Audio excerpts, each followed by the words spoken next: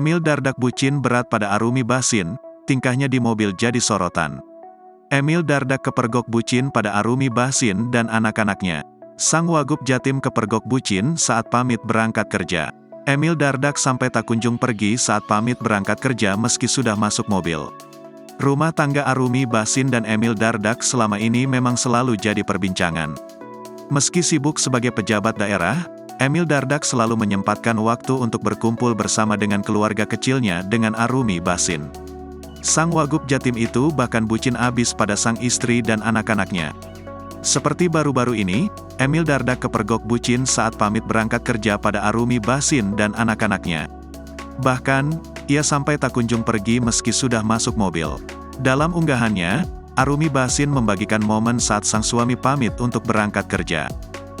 Kebucinan Emil Dardak pada Arumi Bachsin dan anak-anaknya auto jadi sorotan.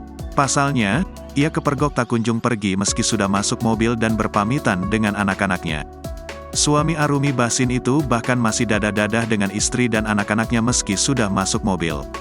Wajahnya juga nampak sumringah saat berpamitan dengan Arumi Bachsin dan anak-anaknya. Sontak unggahan tersebut langsung dibanjiri komentar dari para netizen.